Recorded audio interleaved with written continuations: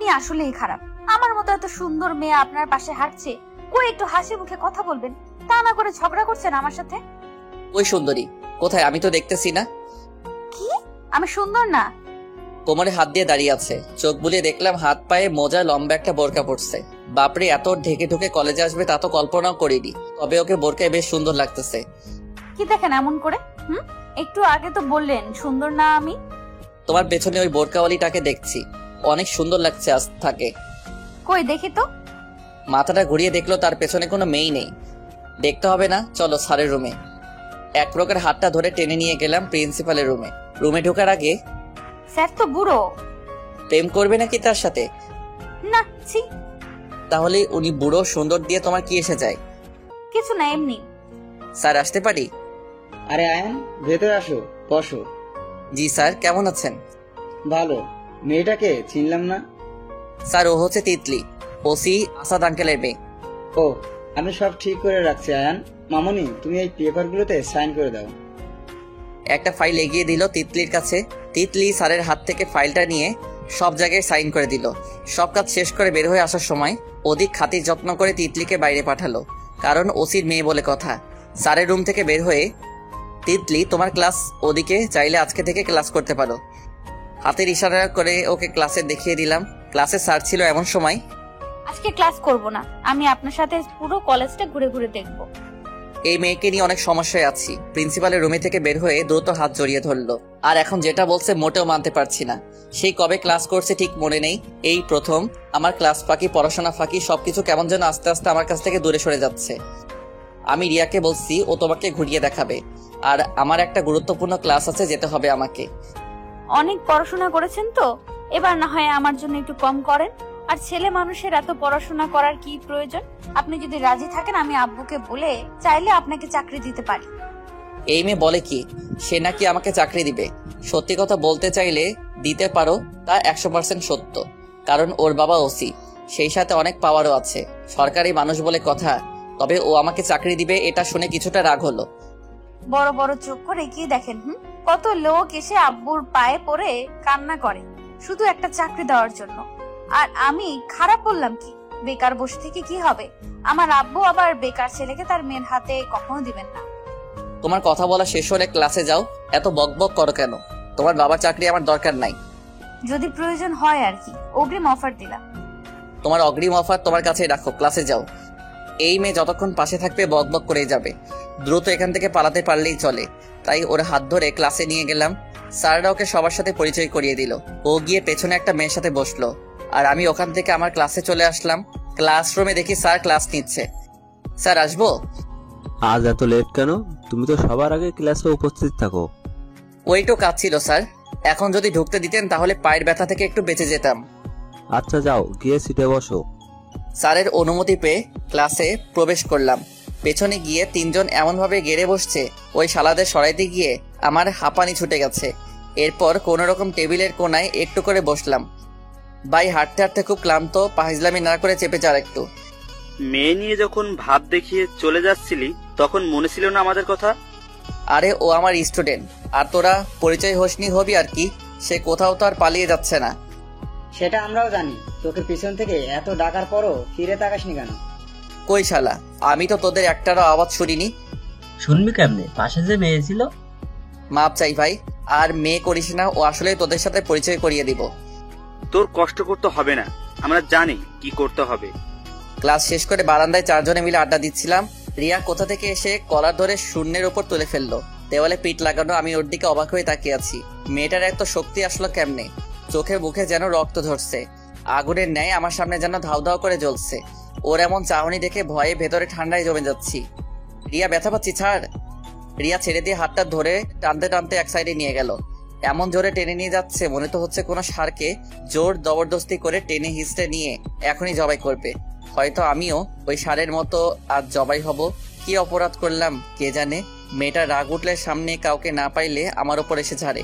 আমি তো আর কিছু বলতে পারি না। কিছু বলতে গেলে তখন দেখা যায় যার সাথে ঝগড়া করেছে তার রাগ মাইন্ড সব আমার উপর এসে পড়তেছে। তাই চুপচাপ সহ্য করে নেই। টানতে টানতে ক্যাম্পাসের পাশে একটা বট গাছে নিয়ে গেল। ওই মেয়ে কে হয় তোর? বাম হাতে আমার ডান হাত চেপে ধরে ডান হাতে দিয়ে এবার শাসাতে লাগলো। কে আবার? আমার বাড়িওয়ালি আর কি? তাই বলে ও যা ইচ্ছা তাই করতে দিবি নাকি তুই? এ আবার কি করলো? শুধু হাতটা ধরলো, এর বেশি কিছু না। পেতনি, তুই কি ভাবলি তোকে ছেড়ে দিব? দেখ এবার কেমন করি। মনে মনে হো করে হেসে উঠলাম। হাত ধরছে, ও তোর কাঁধে মাথা রাখছে, আর সারাটা পথ কত আলগা পিরিত, এগুলা কিছু না? না তো, আমার তো তেমন কিছু মনে হয়নি। তোর তো ভালোই লাগবে লুচ্চা। এটা বলে কান টেনে ধরলো। আরে ছাড়, তোর তো একটা বয়ফ্রেন্ড আছে, আমাকে বলছিস নাকি কিছু? বয়ফ্রেন্ডের কথা বলতেই ছেড়ে দিল, কারণ এই মুহূর্তে আমার থেকে বেশি অপরাধী, সেই হিসেবে চুপসে গেল। আসলে তোকে বলতে ভুলে গেছি, কিছুদিন হচ্ছে ওর সাথে পরিচয় হয়েছে। ভালো তো, আমরা কে? আমাদের বলবি কেন? সত্যি বলতে ভুলে গেছি তোকে বলতে, প্লিজ ক্ষমা করে দে। সর, এত ঢং করতে হবে না। তোর বয়ফ্রেন্ড নিয়ে থাক, আমি আমার গার্লফ্রেন্ড খুঁজতে থাকি। আমি ওকে কোনো কথা বলতে না দিয়ে যেই না চলে আসতে যাব, পেছন থেকে হাত ধরে ফেললো। আয়ান শোন না, না, তোর কোনো কথা শোনার সময় নাই। তুই তো আমার ফ্রেন্ড, আমার বয়ফ্রেন্ড হচ্ছে, তোর তো খুশি হওয়ার দরকার, রাগ করতেছিস কেন? কেন রাগ হচ্ছে ওটা তো আর তোকে বলা যাবে না, বললে হয়তো ফ্রেন্ডশিপটা থাকবে না। আচ্ছা বল, কি বলবি? রিয়ার কথা শোনার জন্য দাঁড়াইছি, এমন সময় একটা মেয়ে এসে আমাদের সামনে দাঁড়ালো। হাই মিস্টার হ্যান্ডসাম, আমি আয়রা। আমার দিকে হাত বাড়িয়ে দিল। মেয়েটার কথা শুনে কিছুটা খুশি হলাম, যা কোটা বাইরে প্রকাশ না করে। আমি আয়ান, কিছু বলবেন নাকি? আপনাকে ওইদিন এত করে জিজ্ঞেস করলাম কোন ইয়ারে, আপনি কিছুই বললেন না, না বলে চলে আসলেন। দাঁড়িয়ে বা কি করব? আর আমি কোন ইয়ারে, ওটা দিয়ে আপনি কি করবেন? অনেক কিছু। আমার আপনাকে ভালো লাগে, ফ্রেন্ড হতে পারি? রিয়া পাশে দাঁড়িয়ে দাঁড়িয়ে দেখতেছে সবকিছু। অবশ্যই। চলেন ক্যান্টিনে এক কাপ কফি খাই। আজকে না, অন্য কোনো একদিন। ওকে, আপনার নাম্বারটা পেতে পারি? আমার নাম্বার আমি কাউকে দেই না, দুঃখিত। আচ্ছা, আপনার মোবাইলটা দেন। হাত থেকে ছো মেরে মোবাইলটা নিয়ে নিল। নিয়ে আমার মোবাইলে ওর নাম্বার তুলে কল দিল। ব্যাস, নাম্বার নিয়ে বলল রাতে কল দিবে। এই মেয়েটা ভালো না, দেখছিস কেমন চুল, কিছু ওইদিকে কিছু এদিকে, কিরকম মেকআপ করছে দেখছিস? সৌন্দর্য দিয়ে হবে, মনটা যদি ভালো হয় তাহলেই আমার চলবে। চলবে মানে? আমি থাকতে কখনোই ওই মেয়ের সাথে কথা বলতে দিব না। দেখা যাবে, তুই প্রেম করবি আমি চেয়েছে দেখবো নাকি? না, তুই প্রেম করবি না। তোর বয়ফ্রেন্ডকে গিয়ে শাসা, আমাকে শাসন করতে আসিস না। আমিও প্রেম করব, তোর যা ইচ্ছে কর। কুত্তা, আমি থাকতে তা কখনো হতে দিব না, দিব না, দিব না। আমি ওর থেকে ছুটে রিফাত, রিহান, রায়হানের কাছে গেলাম। যেতে দেখি ওরা রিহানের গার্লফ্রেন্ডকে সহ সাথে নিয়ে আড্ডা দিচ্ছে। কিরে, বেঁচে ফিরলি নাকি? আর বলিস না, পেতনি নিজে প্রেম করবে, তাই ভাবতেছে আমিও একটা করব। ভাইয়া, আপনি চাইলে আমার বান্ধবীর সাথে করতে পারেন। খারাপ না। নাম্বার লাগবে নাকি ওর? চাইলে নিতে পারেন। পরে নিব। বলি কি মেয়ে, আমার রুচি এতটাও নিচের দিকে যায়নি। ওদের সাথে বেশ খানিক আড্ডা দিলাম। আড্ডা দিয়ে এখন যাব বাইকের শোরুমে, যে করে হোক আজকে কিনবই। তাই তাড়াতাড়ি ব্যাগটা নিয়ে ওদের বাই বলে চলে আসতে যাব, তখনই তিতলির আওয়াজ পেলাম। পেছন ফিরে দেখি তিতলি একটা মেয়ের সাথে আসছে। দুজনে আমার সামনে এসে দাঁড়ালো। কই যাচ্ছিলেন স্যার? একটু কাজ আছে। কেমন লাগলো ক্লাস? সে তো প্রতিদিনই করতাম, কেমন লাগবে আর? আমার মন তো সবসময় আপনার কাছেই পড়ে থাকে। গলায় হাড়ি দিয়ে একটু নড়ে চড়ে দাঁড়ালাম। পাশের মেয়েটা পিক করে হেসে উঠলো। সত্যি বলছি স্যার। হয়েছে, তোমার আর সত্যি বলতে হবে না। ক্লাস শেষ, যেহেতু গাড়ি নিয়ে বাড়ি চলে যাও, আমার একটু কাজ আছে। না, আমি একা যেতে পারবো না, ভয় করবে। আগে যাওয়া আসা কেমনে করছিলে, এখনো সেইভাবে করো। আমি গেলাম। না, আমি আপনার সাথেই যাব। পাগলামি না করে বাড়ি চলে যাও, আমার যেতে অনেক দেরি হবে, আর আন্টিও চিন্তা করবে। আপনার সাথে থাকলে আম্মু চিন্তা করবে না। আর চলেন, কোথায় যেন যাবেন বলছেন? আমার থেকে এখনো তাড়াহুড়া বেড়ে গেছে। হাত ধরে নিয়ে যেতে লাগলো। আচ্ছা, এখন হাত ছাড়ো, সবাই কি ভাববে? আপনি এত ভয় পান কেন? কারো সাহস নেই আমাকে কিছু বলার। আমি এসে গেছি না, আপনাকে আর ভয় পেতে হবে না।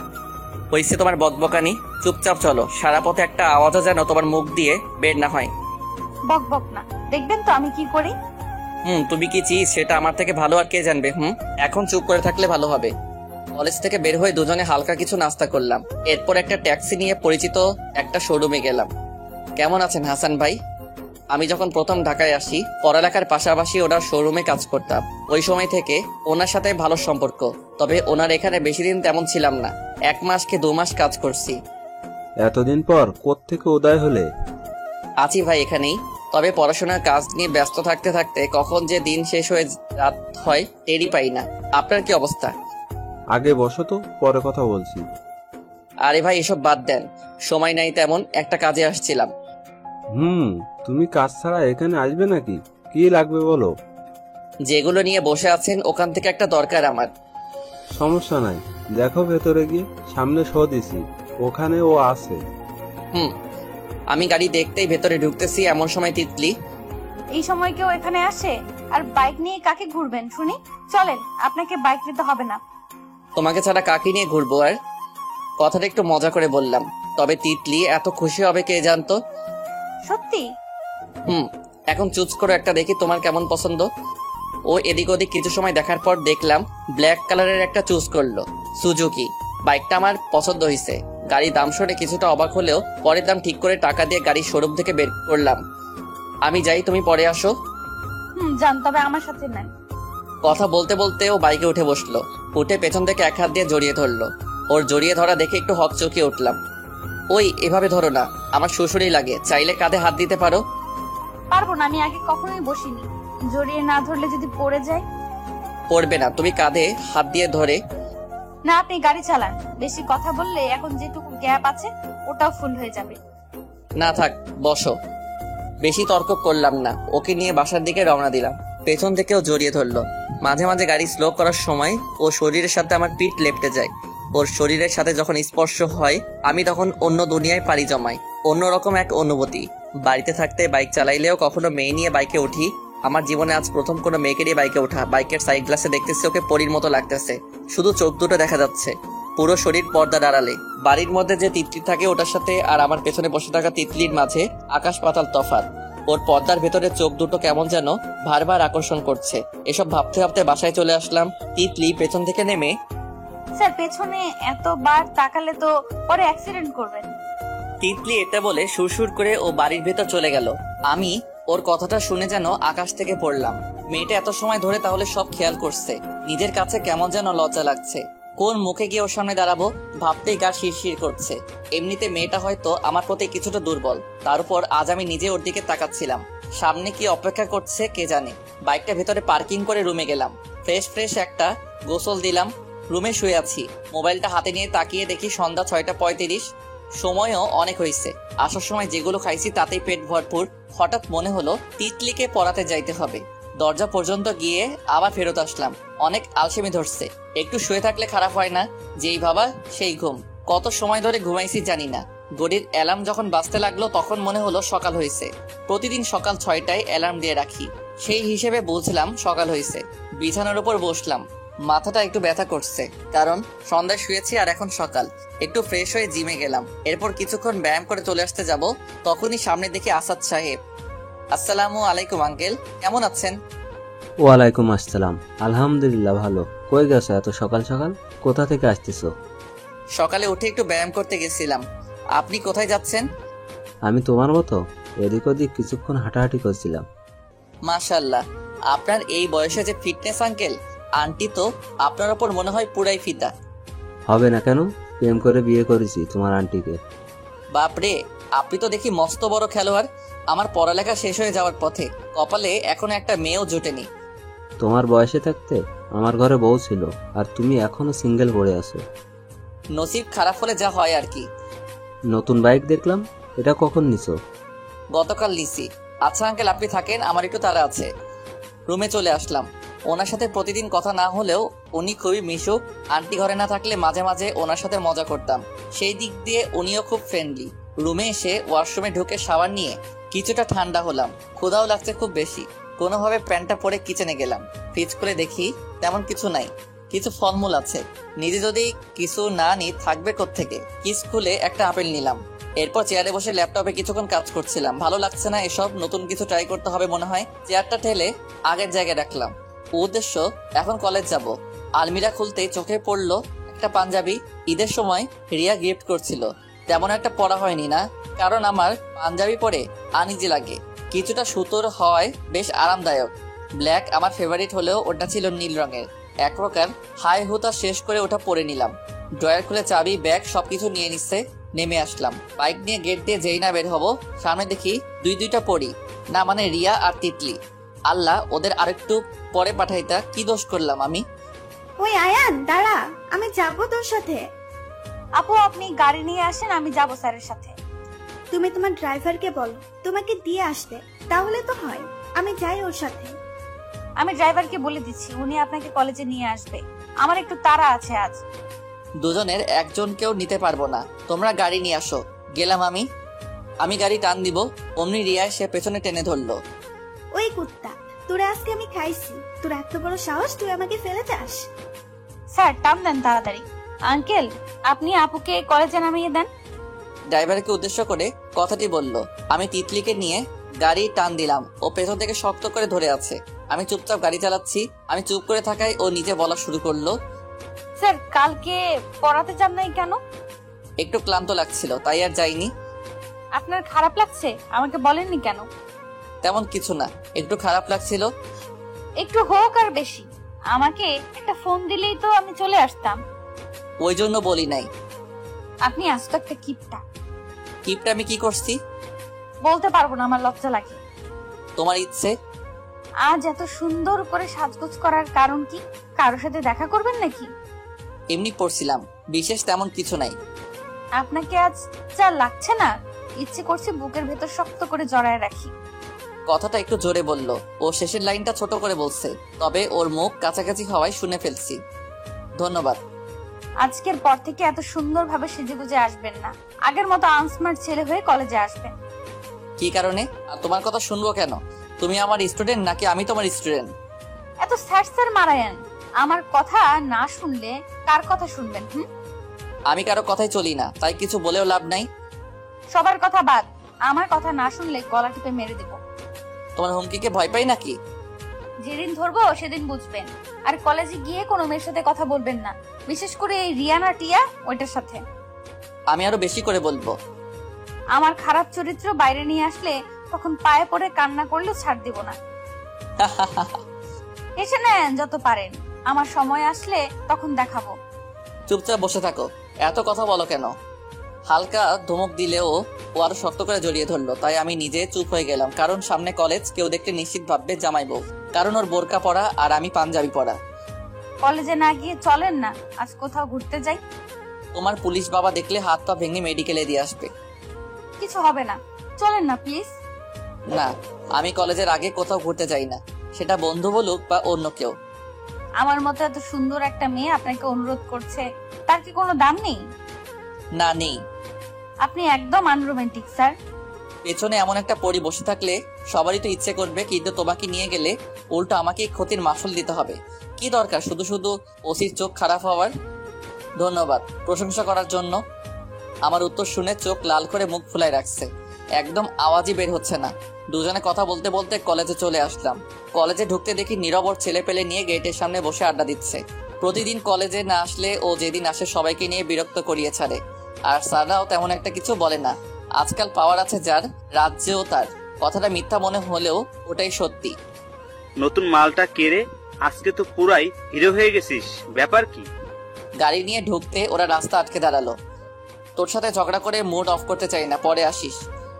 নীরবের কথাটা খারাপ লাগলেও কিছু বললাম না, কারণ সকাল সকাল এসে কান্না মারপিট করতে ইচ্ছা করে, তাই ভাগ্যের উপর ছেড়ে দিলাম। নতুন গাড়ি নতুন মাল, আজকাল কলেজে কি ফ্যাশন শো আছে নাকি? ওই তোরা জানিস নাকি কেউ? ওর কথা শুনে সবাই হেসে উঠলো। দেখ, তোকে আবারও সতর্ক করে দিচ্ছি, ওই পচা ওয়ার্ডটা আর বলবি না। আমার মাথা খারাপ হয়ে গেলে একটারে ছাড়বো না। ও মাল শব্দটা নাকি? মালকে মাল না বলে কি বলবো রে? ওর মুখ থেকে কথা আর বের হতে দিলাম না, কলার ধরে মুখের সামনে নিয়ে আসলাম। আমাদের ঝগড়া দেখে কলেজের সবাই আমাদের দিকে তাকিয়ে আছে। দেখ, তোর যদি এত ঝগড়া করতে ইচ্ছে করে, তুই যেখানে আড্ডা দিস ওই ঠিকানা লোকেশনটা দে, ওখানে গিয়ে দেখা যাবে। সবার সামনে তোকে মেরে তোর মান ইজ্জত নিতে চাই না। আর ভালো যদি চাস তাহলে এখনই কেটে পড় সামনে থেকে। আরে তোরা শুনছিস, এ নাকি আমাকে মারবে, ও আমাকে ধমকায়। আরে কেউ থাকলে একটু বলে বুঝিয়ে দে নীরবকে। ওর কথা শুনে একজন এগিয়ে আসলো মারতে।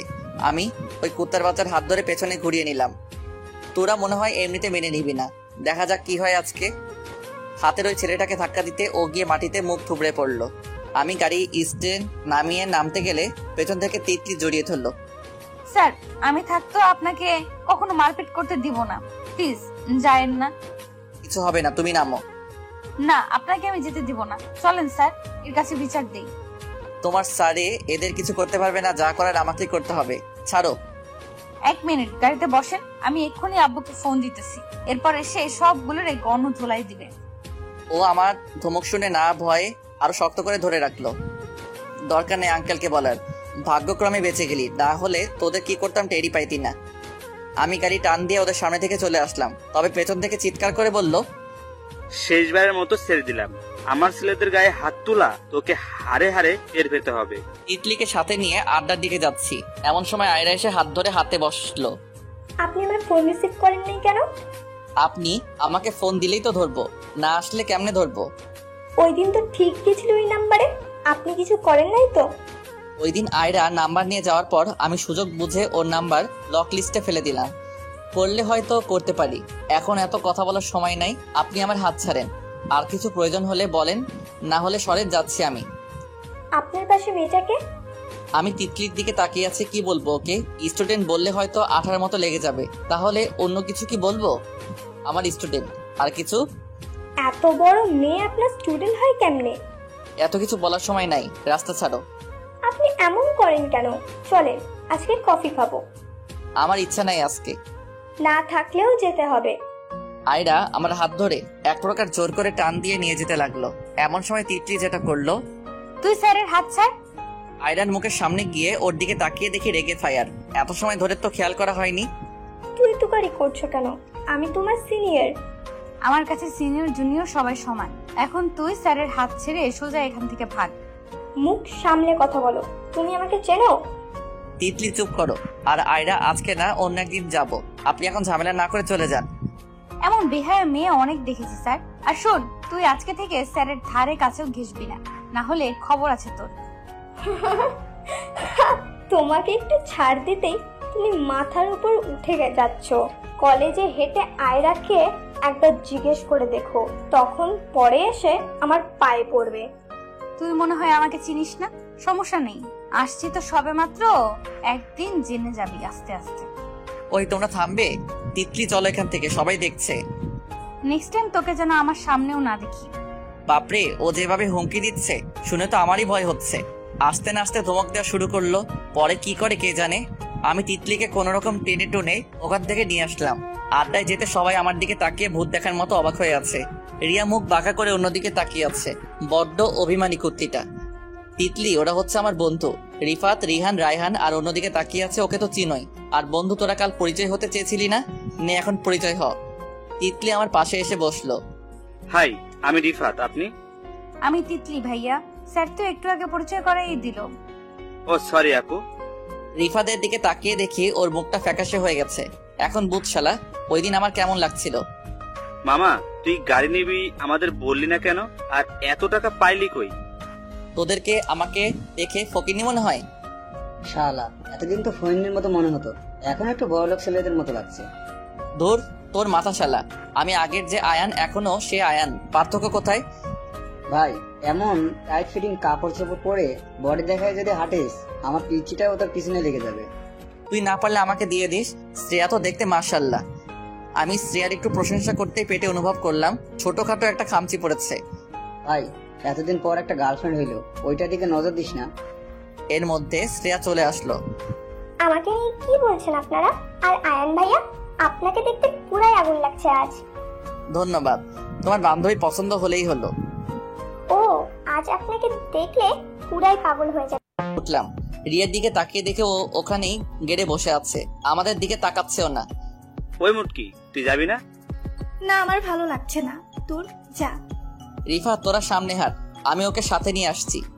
তোদের দুজনে পাগলামি দেখে আমরা নিজেরাও পাগল হয়ে যাব মনে হয়। চুপ কর হালা। ওরা দুজন যেতে আমি রিয়ার সামনে কান ধরে বসলাম। ওর কোনো কর্ণপাত নাই আমার দিকে। ভালো করে চেয়ে দেখি বসে বসে ফেসবুকে গল্প পড়ছে। আমি ওর হাত থেকে ছো মেরে মোবাইলটা নিয়ে নিলাম। কি করলি এটা? দেখছিস না গল্প পড়ছি?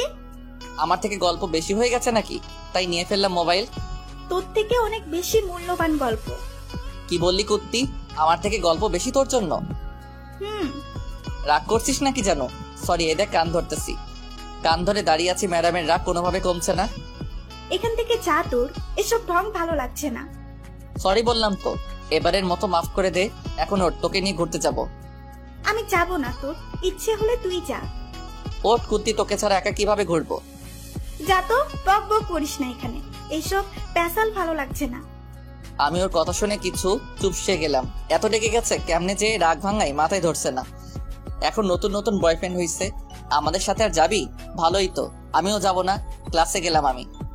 ওর ওখান থেকে উঠে বাইকের কাছে আসলাম, এসে দেখি রিহানও আসছে, সাথে রিয়ার বান্ধবীটা আছে। কি রে, রিয়া আসলো না যে? সবার এখন নতুন গার্লফ্রেন্ড, নতুন বয়ফ্রেন্ড হইতেছে, আমাদের সাথে তাদের যাই নাকি, তাই হয়তো আসছে না। আমাকে বলছিস কেন? তোরা দুজন সবসময় এত ঝগড়া করিস কেন? ভাই আমি কিছু করি নাই। হ্যাঁ, তুই তো দুধে ধোয়া তুলসী পাতা, কিছুই জানিস না, করিস না। ভাজা মাছ উল্টেও খেতে জানিস না। কি করছি ওটা বল। এত কথা না বলে চল তো, দেরি হয়ে যাচ্ছে। ওই রুহি, তুই কই যাস? রিয়া খেয়াল করলো ওর বান্ধবী রুহিও যাচ্ছে। তোর ওকে নিয়ে এত চিন্তা করতে হবে না, গাড়িতে উঠে বস সবাই। বাপরে, সবার একটা একটা হয়ে গেছে, আমারটা কবে হবে? তুই শালা আজীবন সিঙ্গেল থাকবি, আমি দোয়া করে দিলাম। রিয়ার কথা শুনে সবাই হেসে উঠলো। রায়হানের পিছনে রুহি উঠলো, রিফাতের পেছনে রিহান, আমার পেছনে রিয়া বসলো। সবাই গাড়ি টান দিয়ে সামনে চলে গেল। রিয়া বসার হাবভাব দেখে একটু আনইজি লাগছে। বলছি, একটু গ্যাপ রেখে বসলে ভালো হইতো না? আমি এরকমই বসবো, না হলে বল নেমে যাই। আচ্ছা সরি, তোর যেমন ইচ্ছা হয় তেমন করে বস। হুম।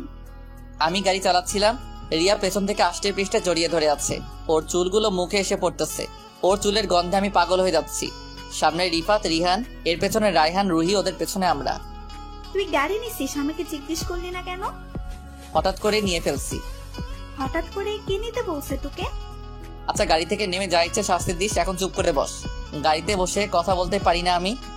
সবাই একসাথে একটা পার্কে ঢুকলাম, খুবই নিরিবিলি। ভেতরে দেখি জোড়া জোড়া অনেক কাপল হাত ধরে হাঁটাহাঁটি করছে। কলেজ টাইমে এসে সবাই যে যার মতো সাথী নিয়ে ঘুরতেছে। আমরা এসে কিছু হালকা নাস্তা করলাম। তোরা বস, আমরা একটু ঘুরে আসি ওদিক থেকে। শালা, তুই নিজের সেফটির জন্য আমাদের এখানে নিয়ে আসলি?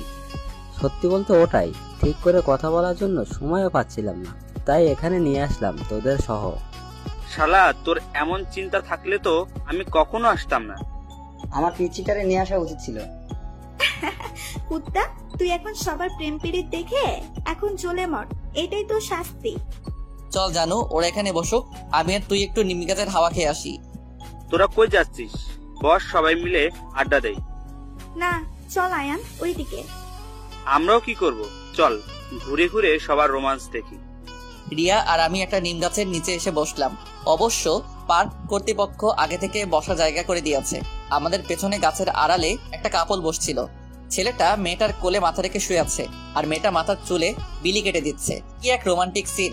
আমি হাঁ করে ওদের দিকে তাকিয়ে তাকিয়ে ভাবতেছি, কখন যে আমার একটা গার্লফ্রেন্ড হবে, তার কোলে ওভাবে শুয়ে হাজারখানিক রঙিন স্বপ্ন বুনবো, ডজনখানেক বাচ্চা পয়দা করার প্ল্যান করব, কোথায় গিয়ে হানিমুন করলে ভালো হবে। ইস, মনে মনে ভাবতে ভাবতে কেমন যেন পুরো শরীর শিরশির করে উঠলো। এমন সময় রিয়া কোমরে হাত দিল। ওর এমন আচরণে বসা থেকে লাফ দিয়ে উঠলাম। কি করতেছিস? তোকে না বলছি কোমরে হাত দিবি না? ছেলে মানুষের এত শ্বশুরি থাকলে চলে নাকি? আর ওইদিকে হা করে তাকিয়েছিলি, লজ্জা করে না অন্যের প্রেম দেখতে? দেখছি কই, আমি তো শিখছি। আলতো করে ওর দিকে তাকিয়ে চোখ টিপ দিলাম। কুত্তা, তোর শিখতে হলে আমার কাছে আসবি, আমি শিখিয়ে দিব। তোর থেকে শেখার চেয়ে অনভিজ্ঞ থাকাই ভালো। দাঁড়িয়ে না থেকে কাছে এসে বস। এমন ব্যাঙের মতো লাফিয়ে ওইদিকে গেলি কেন? তুই যে পরিমাণ লুচু, তোর কাছে বসতে ভয় করে। আমি আস্তে করে গিয়ে ওর থেকে দুহাত গ্যাপ রেখে বসলাম। এত দূরে বসলি কেন? এমনি লজ্জা করছে আমার। কুত্তা, মজা করিস? ওর নিচে থেকে হাত ধরে টেনে নিয়ে বসালো ওর দিকে। ধন্যবাদ কুত্তি, এত সুন্দর একটা গিফট দেওয়ার জন্য। এতদিন পরে ধন্যবাদ দিলি? এটা দিছি আজ থেকে আরো 2 মাস আগে। তোর কিন্তু পছন্দ আছে বটে, আরো কয়েকটা চুজ করে দিস তো। আমি নিজেকে ডিসাইড করতে পারি না, তুই তো জানিস। পারবো না আমি, তোর এই লুতুপুতু বাড়িওয়ালাকে নিয়ে যা। আরে ওর কথা বাদ দে, ও এখনো পিচ্ছি, তুই যাবি কিনা ওটা বল। কি বললি? ওই মেয়ে পিচ্ছি? আমার চোখে তো পিচ্ছি লাগে। তোর মতো ছেলেকে ও মিনিটে হজম করে নিবে। ও কোন দিক দিয়ে পিচ্ছি হলো? আমি খাওয়ার পাত্র নাকি, খেয়ে হজম করে ফেলবে? আমার তো এক্ষুনি খেয়ে দিতে ইচ্ছে করছে। ও কথাটা বলে মিটমিট করে হাসছে। ওই মাথা ঠিক আছে? কি সব আবল তাবল বলছো? তোর সাথে বসা যাবে না, আর চল ওদের কাছে যাই। আরে না, একটু বস না, আমি তোকে আর একটু দেখি। আমি উঠে যেতে ও হাত ধরে আবার বসিয়ে দিল। কি দেখবি আমাকে? প্রতিদিনই তো দেখিস। উফ না, আজকে না তোকে পুরাই আমার প্রিন্সের মতো লাগছে। গালে হাত দিয়ে অবাক চোখে আমার দিকে ড্যাপ ড্যাপ করে তাকিয়ে আছে। প্রিন্সটা কে আবার? যাকে এতদিন আমার করে খুশি রেখেছি, আমার ইচ্ছে মতো বড় করে তুলেছি, সেই প্রিন্সের মতো লাগতেছে। ইচ্ছে তো করছে এক্ষুনি আমার সেই স্বপ্নকে বাস্তবের রূপ দেই। ও গালে হাত দিয়ে কি সব বলে যাচ্ছে, মনে তো হচ্ছে ও বাস্তবে নাই, হয়তো স্বপ্নের রাজ্যে পাড়ি জমিয়েছে। ও নিজের মতো করে সব গড়গড় করে বলে যাচ্ছে। আমি নিঃশব্দে হা করে ও সব কথা শ্রবণ করছি। তা কি সেই স্বপ্ন? আমি একটু মজা করে কথাটা বলতে গিয়ে সব খেল্লা পড়তে গেছে। ও নিজেকে ঠিক করে নড়ে চড়ে বসলো। আমার আবার কিসের স্বপ্ন? দিনের বেলা কেউ স্বপ্ন দেখে? তুইও না দিন দিন পাগল হয়ে যাচ্ছিস। এখন তো পাগল আমি হব, সেটা আগে থেকে জানতাম। দেখে হাত সরা, তোর কোলে একটু মাথা রাখি, ওই পেছনের কাপলদের মতো মাথায় বিলি কেটে দে। আমি ওর হাতটি সরিয়ে নিজে থেকে ওর কোলে শুয়ে পড়লাম। কুত্তা, ওরা তো বয়ফ্রেন্ড গার্লফ্রেন্ড, আমি আর তুই ওদের মতো নাকি? এত কিছু শুনে আমার লাভ নাই, যেটা বলছি ওটা কর। আমার বয়ফ্রেন্ড যদি দেখে কি হবে জানিস? তোকে মেরে ভূত বানিয়ে দেবে। সে দেখা যাবে পরে। আর তুই থাকতে আজ পর্যন্ত কেউ আমার গায়ে হাত দিতে পারছে? কখনো না, তুই তো আমার একটা মাত্র বেস্ট। আচ্ছা যদি না থাকি তখন কি হবে? তুই আবার কোথায় যাবি? আমি কি সারা জীবন তোর কাছে থেকে যাব নাকি? একদিন তো বিয়ে করে শ্বশুর বাড়ি চলে যেতে হবে। তোরা মেয়েরা এত বিয়ে বিয়ে করিস কেন? মাথায় বিয়ে ছাড়া আর কিছু ঘুরে না? ধুর। আমি শোয়া থেকে উঠতে চাইলেও উঠতে পারলাম না। ওই কুত্তা, নিচে থেকে শুয়েছিস ভালো, এখন আমি না চাওয়া অব্দি উঠতে পারবি না। তোর জোর সবসময় শুধু আমার সাথেই চলে। আমি যখন থাকবো না তখন এসব মিস করবি, তখন হাজার চাইলেও আর পারবি না। তোর এমন আচমকা কথা শুনে বুকটা কেমন যেন ধুপধুপ করে আওয়াজ করতে লাগলো। ভয়ে ভেতরে রাতটা যে আস্তে আস্তে শীতল হয়ে যাচ্ছে, ওর জন্য এমন মনে হয় কেন? আমি রিয়ার দিকে তাকিয়ে ভাবছি। এমন সময় রিয়া তার মাথা কিছুটা নয়ে ঠুক করে ঠোঁটে চুমু খেলো। ওর আচমকা এমন ভাব কাণ্ড দেখে তড়িঘড়ি করে উঠে বসলাম, প্রশ্নসূচক মুখ করে। কি হলো এটা? কি দিছি দেখিসনি? আরেকটা দিব নাকি? না জানার ভান করে সাথে কিছুটা অপরাধবোধ মনে হচ্ছে দেখে বলে উঠলাম, দিন দিন তুই ফাজিল হয়ে যাচ্ছিস। তোর বয়ফ্রেন্ড থাকতে এসব ভালো না। আমার কথা শুনে রিয়া কিছুটা তেলে বেগুনে জ্বলে উঠলো। না পারছে এখনই চিবিয়ে খেতে। ভালো খারাপ আমি বুঝবো, তোরা তো চিন্তা করতে হবে না, এত নাকামি করিস না, আমি জানি তোরও ভালো লাগছে। আমি তো রিয়ার কথা শুনে কিছুটা অবাক হয়ে গেলাম। ভাবতেছি মেয়েটা কি করে জানলো আমার ভালো লাগছে? কালো জাদুটা তো জানে নাকি কে জানে। জিজ্ঞেসও তো করা হয়নি, কখনো জানবো কেমনে? সে আর যাই হোক, একটু একটু চিন্তার ভান করে। চিন্তা আমি না করে কে করবে? চুমুটা তো আমাকে দিছিস। এই কুত্তা শোন, এত বক বক করবি না, আমার ভালো লাগছে তাই খাইছি, তাতে তোর কি? বাপরে, আমি তো ওর কথা শুনে ইয়া বড় চোখ করে ওর দিকে দেখলাম। ভালো লাগছে বলে এমন পাবলিক প্লেসে চুমু দিবে? ওপস, ভাবতে শরীরটা কেমন জানি করে উঠছে। আশেপাশের লোকজন দেখছে কিনা কে জানে। আমি মোটেও তোর মতো লুইচ্ছা না। এতই যদি ইচ্ছে হয় তো বিয়ে করে নে, সম্পর্ক হালাল হবে, যখন যা ইচ্ছে হয় দিতে পারবি। সিরিয়াস তুই? আমি ওর মুখের দিকে তাকিয়ে আছি, ভাবছি মেয়েটা এই কথা শুনে এত খুশি হলো কেন? আর ওকে কথাটা বলে ভুল করলাম না তো? পরে যদি কিছু মনে করে কি হবে? মনে এক বুক সাহস নিয়ে বললাম, মজা করব কেন? তোর মতো এত কিউট পরি আমার বউ হলে তো আমি পুরাই ধন্য।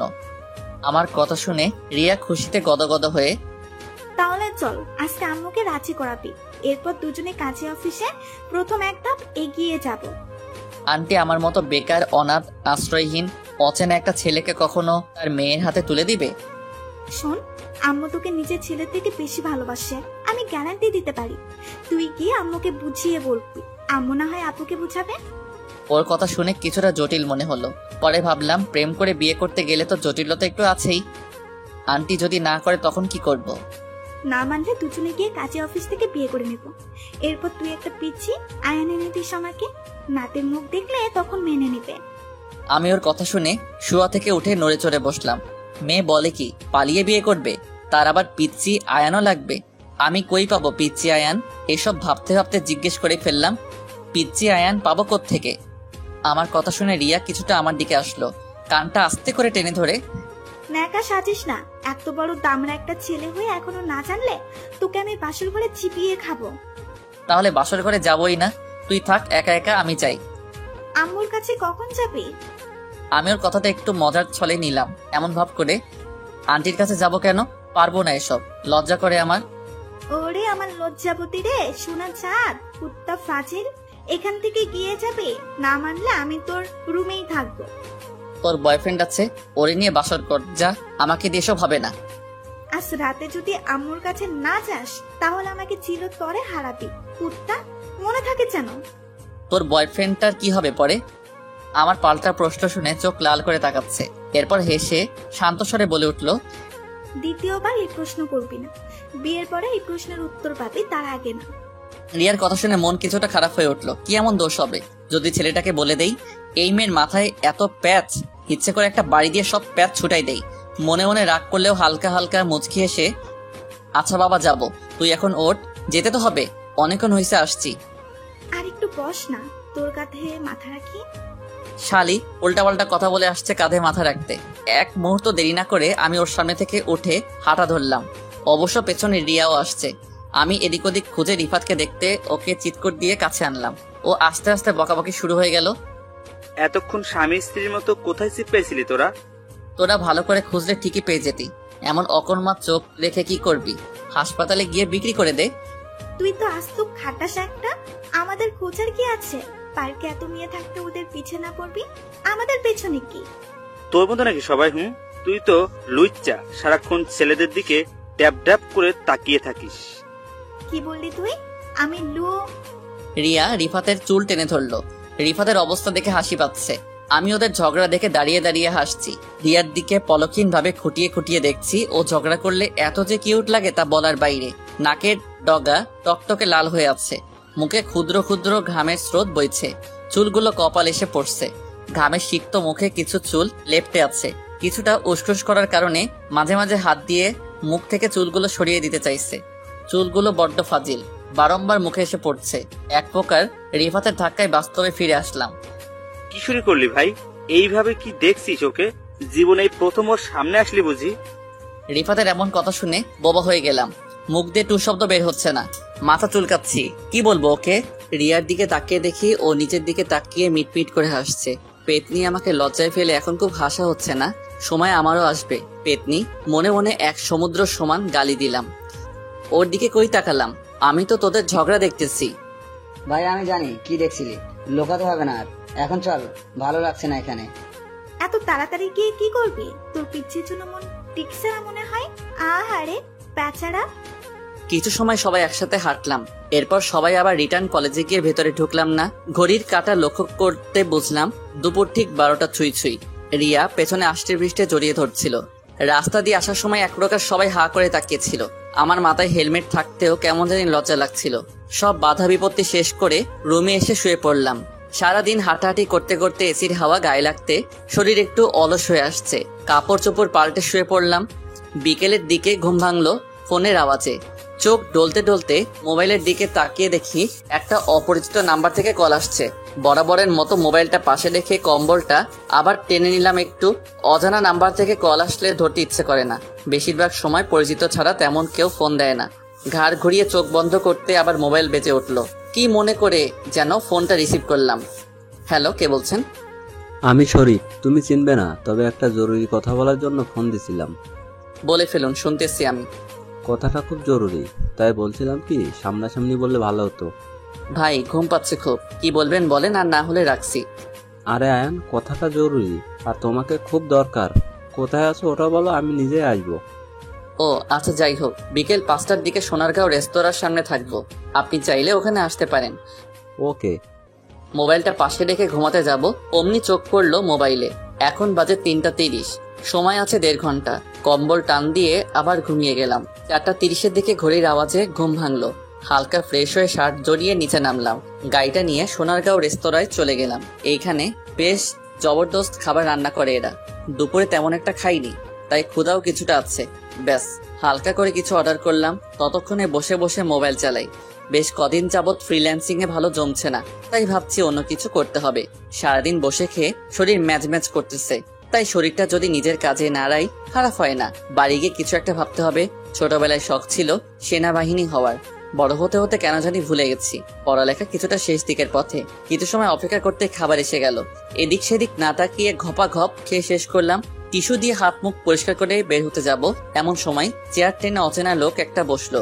আমি উঠে যেতে, আরে বসেন ভাই, আমি আপনার সাথে কথা বলতে আসছি। আমি লোকটার দিকে ভালো করে তাকিয়ে দেখলাম বয়স আনুমানিক 45-50 হবে। বসতে যখন বলল তাই ভদ্রতার খাতিরে আবার বসে পড়লাম।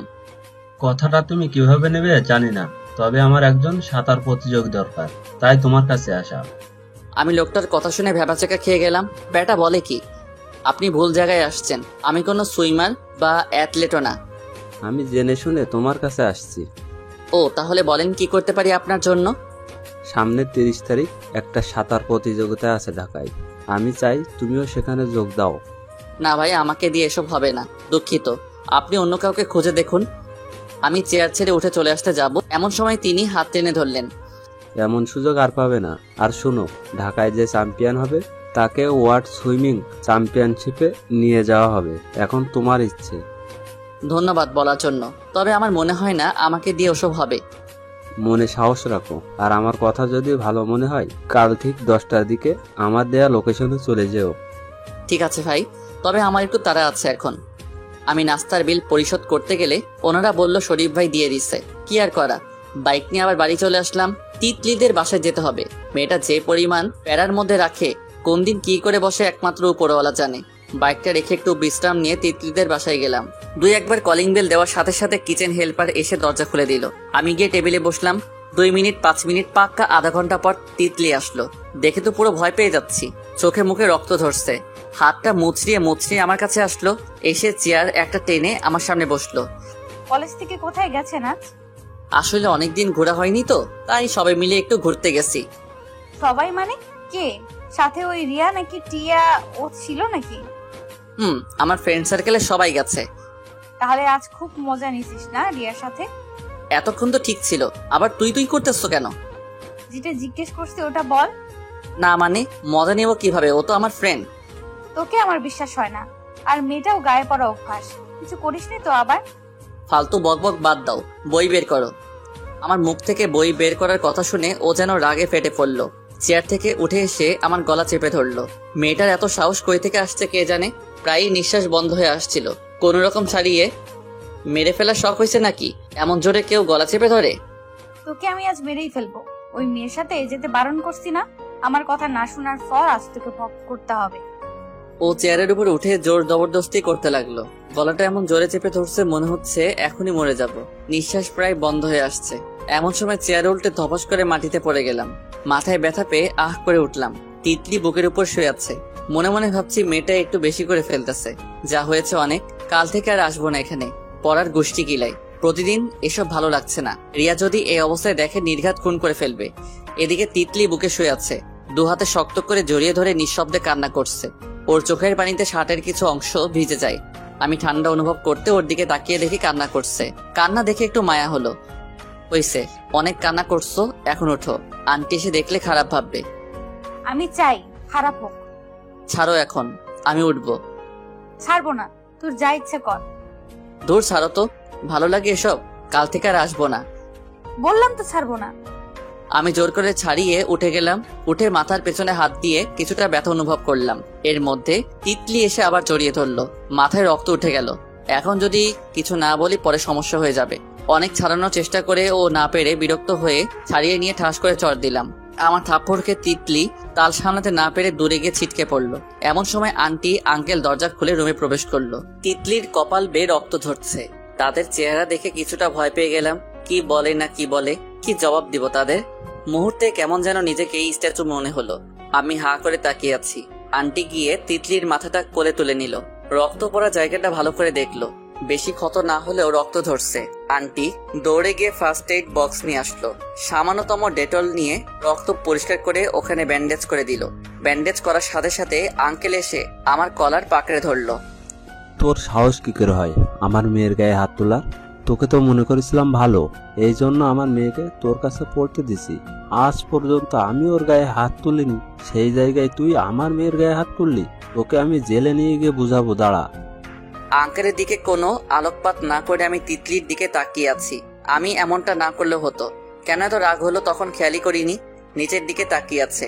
এদিকে আঙ্কেল মোবাইল নিয়ে অফিসে ফোন দিবে, এমন সময় আন্টি গিয়ে আঙ্কেলকে আটকালো। আচ্ছা দাঁড়াও, ছেলেটা বুঝতে পারেনি এমন হয়ে যাবে, বাদ দাও, দিদি ঠিক আছে। আর আয়ান তুমি এখন আসো। আঙ্কেল শার্টের কলার ছাড়তেই আমি তিতলির কাছে গেলাম, হাঁটু কেড়ে বসে। তিতলি, আসলে আমি বুঝতে পারিনি তুমি এমন ব্যথা পাবে, আমার ভুল হয়ে গেছে, প্লিজ ক্ষমা করে দাও। আমার দিকে তাকাচ্ছে না দেখে আঙ্কেল এগিয়ে এসে, একটা ছেলে তা কেমন একটা দেখায় না, বাদ দে। কুত্তা, কিসের একা? এখন গিয়ে কোনো রকমে রাত পার কর, সকাল সকাল আমি আসবো।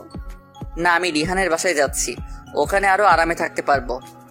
রাগ তুলিস না, যেটা বলছি ওটা কর। এখন চা খেয়ে নিস কিছু।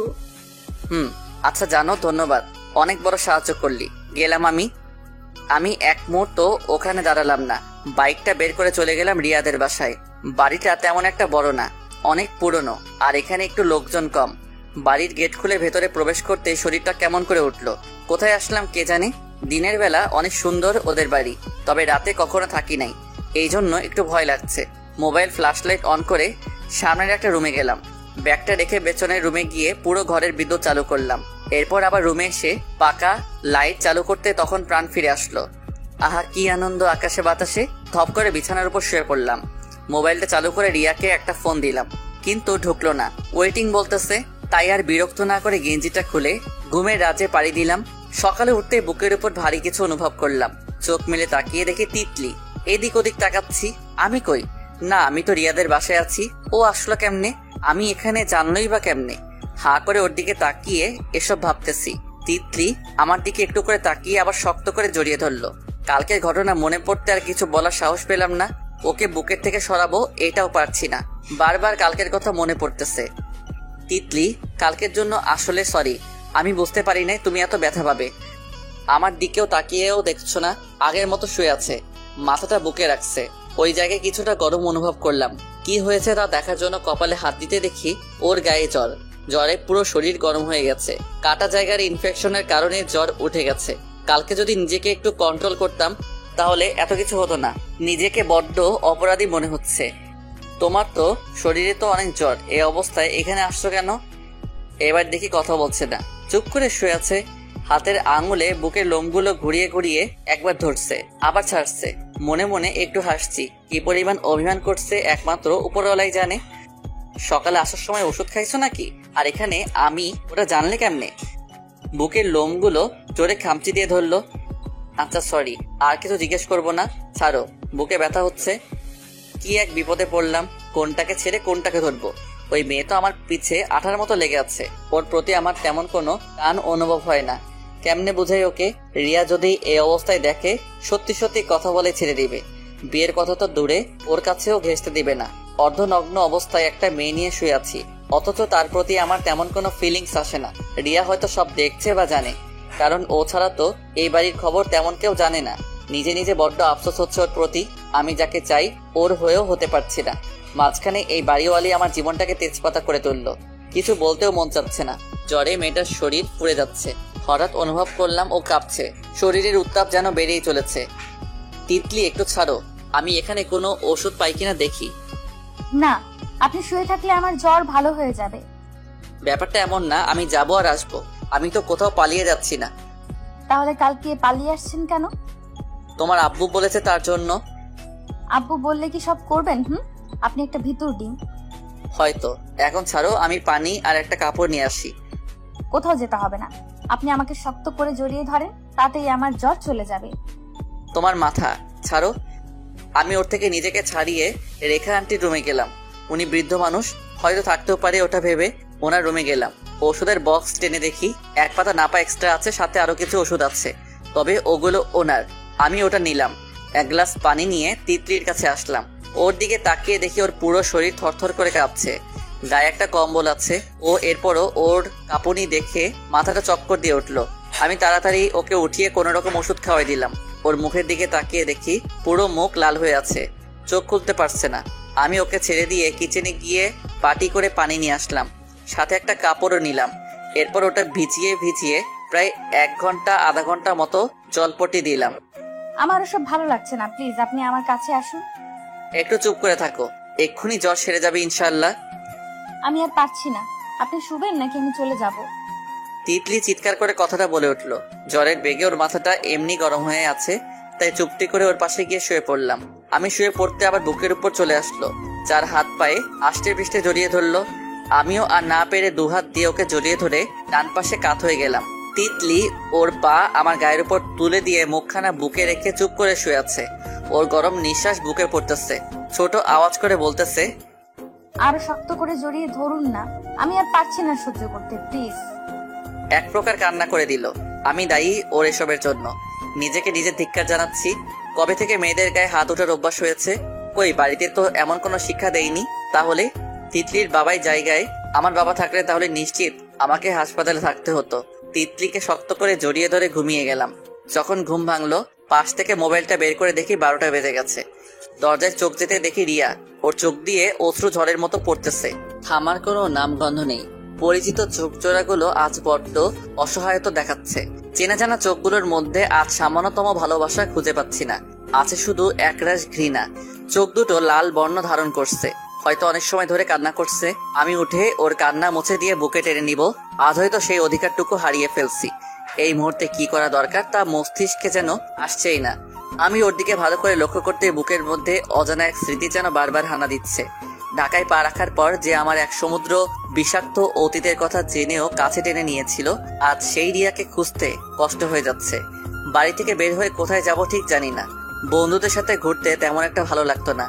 লম্বা সফর করতে কেমন যেন খুব বিরক্ত বোধ করতাম। সবাই এসব নিয়ে নানা রকম ঠাট্টা হাসাহাসি করত। আমি কারো কথায় কান দিতাম না। আমার একটাই কথা, দূরে কোথাও ঘুরতে হলে তাদের মধ্যে আমি নামক ব্যক্তি নাই। আব্বু আম্মু তেমন একটা কোথাও যেতে দিত না, তবে ওনারা যদি কোথাও যায় তাহলে তাদের সাথে যাওয়ার জন্য কোনো বারণ নাই। বাবা মায়ের সাথে ঘুরতে যাওয়া আর না যাওয়া সেম কথা। সেই সুবাদে তেমন একটা কোথাও যাওয়া হয়নি চট্টগ্রাম ছাড়া। কাঁধে একটা ব্যাগ, ওটার মধ্যে সামান্য কিছু কাপড় ছাড়া তেমন কিছু নাই। কাঁধে ব্যাগ ঝুলিয়ে বাসের সিটে বসে পড়লাম। মাথার উপর দিয়ে অনেক চাপ গেছে, মাথাটাও বেশ যন্ত্রণা করছে। একটু একটু চোখ বন্ধ হয়ে আসছে। বাসের হেল্পারের আওয়াজে চোখ খুললাম। সাথে সাথে ছেলেটা বলে উঠল, কি ভাই, যাবেন না? সেই কখন থেকে ডাকছি। দুঃখিত ভাই, শুনি নাই। এখন কোথায়? ঢাকা এসে গেছি নাকি? চোখে দেখেন না ভাই, বাইরে চোখ বুলিয়ে দেখেন। আমি তো ভাই এই প্রথম ঢাকায় আসলাম, তেমন একটা চিনিও না জানিও না। সমস্যা নাই, এখন নামেন আপনি। আপনার গন্তব্যে এসে পৌঁছে গেছেন। ও, গাড়ি থেকে নেমে একটা দোকানে ঢুকলাম। ওখান থেকে ভরপুর নাস্তা করলাম। তৎক্ষণাৎ খেয়াল করলাম সবাই ব্যস্ত জিনিসপত্র গোছাইতে। মোবাইলটা প্যান্টের পকেট থেকে বের করে দেখলাম রাত 11টা ছুঁই ছুঁই। খাওয়ার বিলটা পে করে বাইরে বের হলাম। কোন দিকে যাব ঠিক বুঝে উঠতে পারছি না। সর্বপ্রথম থাকার ব্যবস্থা তো করতে হবে, এরপরে না হয় অন্য চিন্তা। আস্তে আস্তে সামনের দিকে এগোতে লাগলাম। উদ্দেশ্য যেভাবে হোক একটা রুম ম্যানেজ করা। মাথার উপর মস্ত বড় বড় দালান দাঁড়িয়ে আছে। রাস্তার আশেপাশে ধীরে ধীরে লোকজন কমতে শুরু করছে। দোকান বাড়ি সবকিছু ধীরে ধীরে বন্ধ হতে শুরু করছে। কিছু কিছু আবার খোলাও আছে। চাঁদের আলোয় হাঁটতে আমার ভীষণ ভালো লাগে। বাড়ি থাকতে আব্বুর একটাই আদেশ, রাত 10টার আগে ঘরে যেন এসে হাজির থাকে। বাড়িতে কি হয়েছিল, কেনই বা এখানে আসলাম, ওসব মনে উঠতে রাস্তার পাশে ফুটপাতের উপর হাঁটু মুড়ে বসলাম। মাথার উপর ল্যাম্পপোস্ট, পাশে দুইটা কুকুর গাছের আড়ালে আরামে ঘুমাচ্ছে। হাতে ঘড়ির আওয়াজে চোখ পড়লো নিচের দিকে। রাত 12টা 30 বাজে। হাত থেকে ঘড়িটা খুলে ডাস্টবিনে ফেলে দিলাম। যার জন্য এত সব তার স্মৃতি আগলে রেখে কি বা হবে। কিছু সময় বসে আবার ব্যাগটা নিয়ে হাঁটা ধরলাম। কিছু দূর যেতে চোখ পড়লো কিছু মেয়ে আমার দিকে আসছে। ওদের ঠিক পেছনে একটা ক্লাব, হয়তো ওখান থেকে আসছে। আমি আশেপাশে ভালোভাবে লক্ষ্য করলাম, তেমন একটা মানুষও নাই। আমি এক প্রকার ভয়ে ভয়ে ওদের কাছে গেলাম। আমি ওদের সামনে যেতে এক মেয়ে হঠাৎ বলে উঠলো, আপনি আমাদের পথ আটকে দাঁড়ালেন কেন? আসলে আপনাদের একটু হেল্প রাখতো, যদি করেন তাহলে অনেক বড় উপকার হবে। ওরা তিনজন সবার দিকে লক্ষ্য করে দেখলাম, সবগুলোকে দেখে মনে মনে বড় আফসোস হচ্ছে। এমন করে মেকআপ করছে, কি আর বলবো। সবগুলো যেন ময়দার গোডাউন, পুরাই খালি করে বিয়ে খেতে গেছে। ওরা একজন আরেকজনের দিকে তাকিয়ে ওদের মধ্যে একজন বলে উঠলো, এত রাতে কিসের হেল্প? আর আমরা অনেক ক্লান্ত, আপনি আর কাউকে খুঁজে পান কিনা দেখেন, আমাদের পথ ছাড়েন। আপনারা ভুল বুঝতেছেন, এত রাতে আমার যাওয়ার মতো তেমন একটা জায়গাও নেই, তাই আপনাদের কাছে আসা। ঢাকায় নতুন নাকি? আজই আসলাম। ও আচ্ছা, আপনার এখন থাকার জায়গা দরকার, এটাই তো? হুম। ও, আপনি ঠিক জায়গায় এসে পৌঁছেছেন। এখন থেকে আপনি আরো 10 মিনিট হেঁটে সামনে গেলে আপনি 3 তলা একটা বাড়ি দেখতে পাবেন। ওটা একটা বয়েজ হোস্টেল। আপনার আর এদিক ওদিক তেমন ঘুরতেও হবে না, সামনে দারোয়ানও আছে, আপনি চাইলে ওখানে উঠতে পারেন। ধন্যবাদ এত বড় একটা উপকার করার জন্য। আপনার নাম কি জানতে পারি? আমি নাম জিজ্ঞেস করতেই পাশে থেকে একজন নাক ছিটকে বলে উঠল, ওই রিয়া, চল তো। এসব রাস্তার ছেলেপেলেদের সাথে কথা বলে সময় নষ্ট করিস না। বসতে দিলে শুতে চায়, চল তো। হনহন করে সব করা চোখের সামনে থেকে উধাও হয়ে গেল। তবে রিয়া মেয়েটা একটু ভালো তো বটেই, অনেক শান্তভাবে কথা বলছিল, দেখতে অনেক মায়াবীও। ওই মেয়ের চোখে ধনী গরিব সবার জন্য এক সমুদ্র ভালোবাসা দেখতে পেলাম। আর পাশে যেগুলো ছিল সবগুলো এক একটা আস্ত পেতনি। নতুন ঢাকায় আসলাম, তোর একটু সাহায্য করবি তা না, ওই দুটো আরো চেত দেখায়। দেখতে দেখতে রিয়া মেয়েটা চোখের সামনে থেকে উধাও হয়ে গেল। প্রথম দেখা যে রিয়াকে দেখেছি, আজ সে রিয়াকে দেখছি না, আর তার চেহারায় ভিন্নতা দেখা দিয়েছে। হঠাৎ দুজনে চোখাচোখি হতেই তিতলিকে সরিয়ে উঠতে যাব, এমন সময় তিতলি রীতিমতো আষ্টে পৃষ্ঠে জড়িয়ে আছে। আমি উঠতে চেয়েও পারলাম না। শরীর থেকে এক ফোঁটা জ্বর কমছে বলে মনে হয় না। রিয়া আমার দিকে কিছু সময় তাকিয়ে হাতের উল্টো পিঠ দিয়ে চোখের পানিগুলো মুছে চলে যেতে লাগলো। থামাতে চেয়েও যেন আজ বলতে পারছি। কিছুটা হাই হতাশ করে শুয়ে রইলাম। তিতলি জ্বরের বেগে কাঁপছিল। মনে মনে ভাবলাম, তিতলির আম্মুকে ফোন দিয়ে বলবো নাকি? কি করা দরকার এই মুহূর্তে? আমি মোবাইলটা হাতে নিয়ে কল দিব। ওই সময় আন্টি নিজেই ফোন দিল। কেমন আছো বাবা? রাগ করে তোমার আঙ্কেল না হয় একটু বকা দিয়েছে তাই বলে চলে যাবে নাকি? তেমন কিছু না আন্টি, আমার একটা ভালো লাগছিল না, তাই একটু বন্ধুদের বাসায় আসছি। মিথ্যে বলতে হবে না, আমি জানি তুমি কোথায় আছো। তিতলি কোথায় এখন? কি বলবো ঠিক বুঝে উঠতে পারছি না। আমি কোথায় উনি জানে মানে? আমি আসার পর কিছু হয়েছে নাকি ওখানে?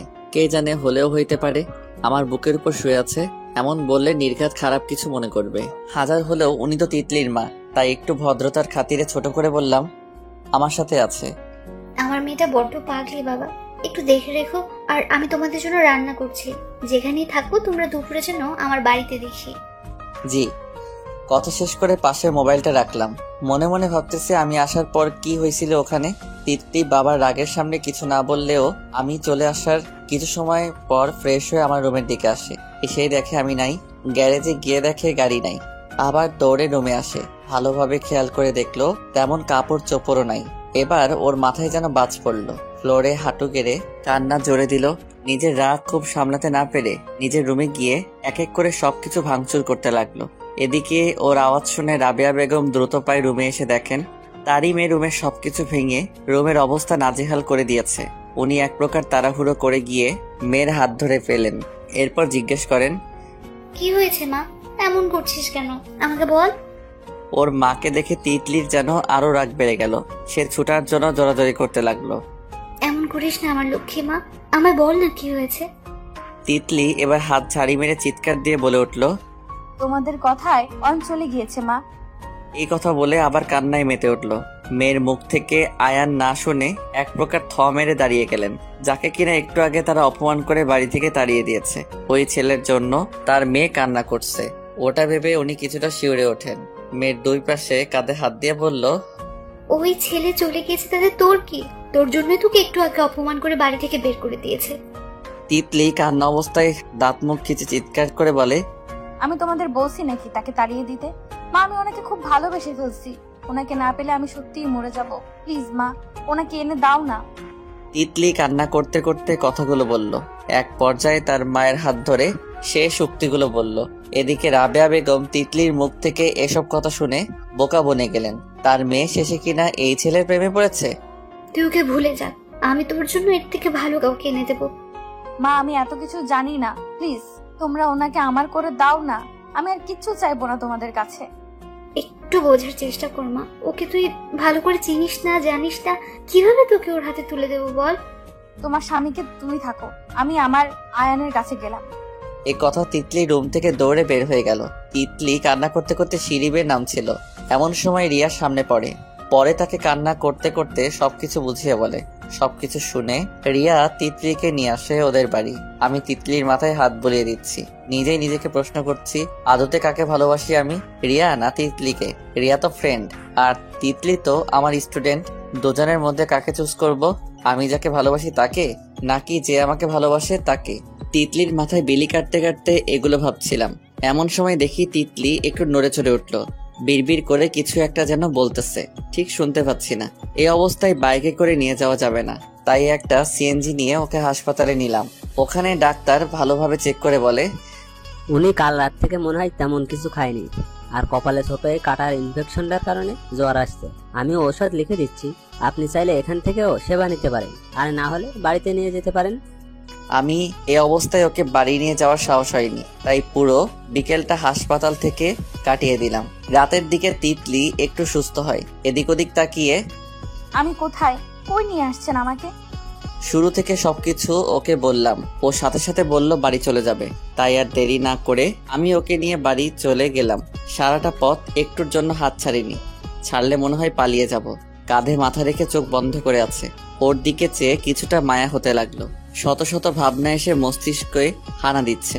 গাড়িতে সম্ভবত 20 মিনিট কিংবা 30 মিনিট ছিলাম। এর মধ্যে গাড়ি তিতলিদের বাড়ির সামনে চলে গেল। তিতলিকে দিয়ে চলে আসতে যাব এমন সময় রাবেয়া বেগম অনুচ্চ স্বরে ডাক দিল। আয়ান, আমি বাধ্য ছেলের মতো ওখানটায় দাঁড়িয়ে গেলাম। এবার রাবেয়া বেগম পাশে এসে দাঁড়ালো। দিদি তোমার সাথে ছিল নাকি? হুম। ওকে দুর্বল দেখাচ্ছে যে, কি হয়েছে ওর? এখান থেকে যাওয়ার পর ওর জ্বর আসছিল, ওই জন্য। ও আচ্ছা, বসো, আমি তোমার আঙ্কেলকে সহ ডাকছি, তোমার জন্য নাস্তা বানিয়ে আনছি। দুঃখিত আন্টি, আজ না, আমার কাজ আছে, একটু যেতে হবে দ্রুত। এখনই তো আসলে, আবার চলে যাবে? আচ্ছা, আমি আসছি। তিতলির বাসা থেকে বের হয়ে বন্ধুদের ফোন করে একটা বাসা ম্যানেজ করলাম। পরে এসে সবকিছু নতুন রুমে নিয়ে গেলাম। অবশ্য আঙ্কেল আন্টি অনেকবার বলেছিল, আঙ্কেল তো পায়ে পড়ার মতো অবস্থা। এরপরও আমার মন ওখানে যেতে আর সায় দিচ্ছে না, তাই আর ওখানে গেলাম না। প্রতিদিনের ন্যায় কলেজে যাওয়া আসা করতাম। রিয়া আগের থেকে অনেক পাল্টে গেছে, ঠিকভাবে কথা বলতো না, দূরে দূরে থাকতো। এদিকে তিতলি প্রায় সময় তার সাথে সাথেই রাখতো। কোনো মেয়ের দিকে তো ভুলেও তাকানো যেত না। ওর কানে সামান্যতম উল্টাপাল্টা কিছু হয়ে গেলে আমার উপর ওই দিন অমাবস্যা শুরু হয়ে যেত। দেখতে দেখতে প্রায় 2 মাস চলে গেছে। এর মধ্যে তিতলির বাবা মা সবাই সম্পর্কটা খুব ইজি ভাবে মেনে নিয়েছে। পরীক্ষাও বেশি দিন নেই। কলেজ থেকে এসে রুমে এসি ছেড়ে শুয়ে পড়লাম। বেশ ক্লান্ত লাগছে আজ। কদিন ধরে বৃষ্টি না হওয়ার ফলে চারিদিকে শুধু গরম আর গরম। চোখ বন্ধ করে শুয়ে আছি। তবে এই শুয়ে থাকা বেশিক্ষণ স্থায়ী হলো না।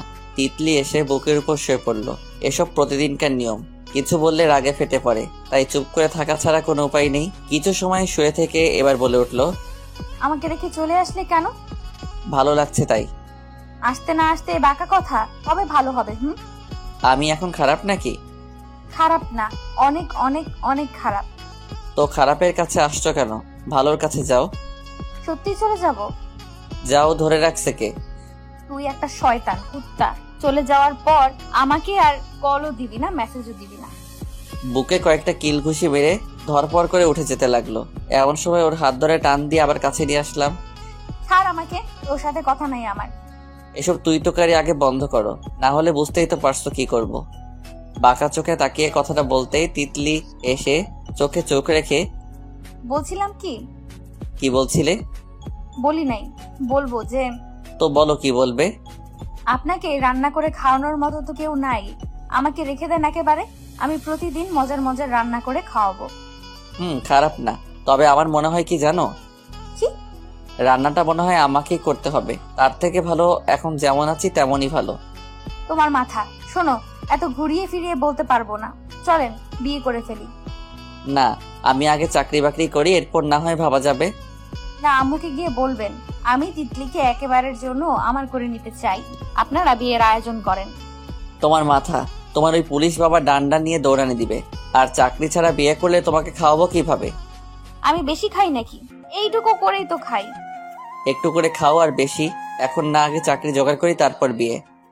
আগামী 1 সপ্তাহের মধ্যে যদি বিয়ে না করেন সোজা ব্রেকআপ। ছাড়েন। আমার থেকে নিজেকে ছাড়িয়ে হন হন করে দরজা পর্যন্ত গিয়ে বিয়ের আগ পর্যন্ত আমার ধারে কাছেও যেন না দেখি। কথাটা মনে থাকে যেন। বিছানায় হাত পা ছড়িয়ে ছিটিয়ে শুয়ে রইলাম। তবে মনে মনে ভাবলাম, বিয়েটা করে ফেললে মনে হয় খারাপ হয় না। যা হয় পরে দেখা যাবে। আজ তিতলি আর আমার বিয়ে সম্পন্ন হলো। বিয়ের সব আয়োজন তিতলির বাবা মাই করেছে। তবে বিয়ে আগে বড় একটা গিফট দিছে। তিতলিকে আজ ওখানেই নিয়ে গেলাম। বাড়িটা 2 তলা বিশিষ্ট। ডিজাইন, পেইন্ট সব মিলিয়ে ভালোই আছে। রাতে ছাদে বসে বসে ফ্রেন্ডদের সাথে বেশ খানিক আড্ডা দিলাম। এবার সবাই মিলে বাসর ঘরে যাওয়ার জন্য জোর করতে লাগলো। আমিও গুটি গুটি পায়ে ওদিকে যাচ্ছি। এমন সময় রিয়া সামনে আসলো। হাতে দেখলাম এক টুকরো কাগজ। বাহ, বাসর ঘরে যাওয়ার জন্য এত তাড়া সইছে না বুঝি? মুখে হালকা কিছু হাসি রেখে কথাটা বললেও তার কথার ভেতরে কিছু চাপা কষ্ট অনুভব করলাম, যা চাইলেও মোছা যাবে না। আরে এত তাড়া হবে কেন? রিহান বলল তাড়াতাড়ি যাইতে, তাই আর কি। বুঝছি, তবে তোর জন্য একটা সারপ্রাইজ আছে। নে, এটা রুমে গিয়ে খুলিস। রিয়া হাতে কাগজটা দিয়ে বুকে ঝাঁপিয়ে পড়লো। আমি চাইলেও ছাড়াতে পারবো না। তার জায়গায় আজ অন্য কারো হয়ে গেছে, তার প্রিয় ব্যক্তিটা অন্য কারো প্রিয়জন হয়ে গেছে। আগের মতো চাইলেও আর নিজের মতো চালানো যাবে না, আগের মতো যখন ইচ্ছে তখন দুষ্টুমি করা যাবে না। রিয়ার কান্না একসময় শেষ হলেও চোখ মুখ মুছে আমার দিকে তাকিয়ে, আজ থেকে সবকিছু নিজ দায়িত্বে করে নিবি, ঠিক মতো নিজের কেয়ার করবি, আর তিতলিকে নিয়ে সুখে সংসার করিস। মেয়েটাকে একটুও কষ্ট দিস না। রিয়া নিজে থেকে ছাড়িয়ে দৌড়ে চলে গেল। আমি কিছু বলবো ওটারও সময় হয়ে ওঠেনি। খামটা হাতে নিয়ে রুমে ঢুকলাম। তিতলির দিকে তাকিয়ে আর একটু বড়সড় ধাক্কা খেলাম। লেহেঙ্গা খুলে পেটিকোট আর ব্লাউজ পরে 4 হাত পা ছড়িয়ে ছিটিয়ে শুয়ে আছে। আমাকে রুমে ঢুকতে দেখে তড়িঘড়ি করে উঠে বসলো। হাতে কাগজ দেখে নিজে টেনে নিল। কি দেখি তো? তিতলি ভালোভাবে নেড়েচেড়ে দেখে বলল, এটা তো একটা টিকিট, আর নামের জায়গায় তো রিয়াপুর নাম। তার মানে রিয়াপু ইউকে যাচ্ছে। এটা বলে বিছানায় আরেক দফা গড়াগড়ি খেলো। আমি তিতলির মুখ থেকে ওসব শুনে রিয়ার কথাগুলোর মানে এতক্ষণ বুঝলাম। চাইলেও হয়তো আর আটকানো যাবে না, কারণ নিজের দোষে আর নিজের অধিকার খুইয়ে দিয়েছি। এদিকে তিতলি আমাকে দাঁড়িয়ে থাকতে দেখে নিজে টেনে বিছানায় ফেললো। এবার রিয়ার থেকে ধ্যান জ্ঞান সরে তিতলির দিকে উঠলো। কি ব্যাপার, তোমার লেহেঙ্গা কই? ওটা অনেক গরম, তাই খুলে রেখে দিছি। খোলার কথা আমার, তুমি খুলছো কেন? যাও আবার পরে আসো। ওহো, একদমই না। এসব বাজে বাজে কথা ছাড়ো, চলো শুরু করি। আর কি শুরু করতাম? আমার কথা শুনে মুখটা কিছুটা কাছে এনে, ওই যে আর কি। ইয়েটা আবার কি? দূর, বুঝো না? এত কিছু ভেঙে বলা যায়? চুপচাপ শুয়ে থাকো, কোনো ইয়ে টিয়ে হবে না। একদম আনরোমান্টিক তুমি। যাও, কথা নাই তোমার সাথে। নেক্সটে কিছুর জন্য ডাকবে না। কানের সামনে এসে ধিক্কার করে বুঝেছো বলে চিৎকার দিয়ে উঠে আমি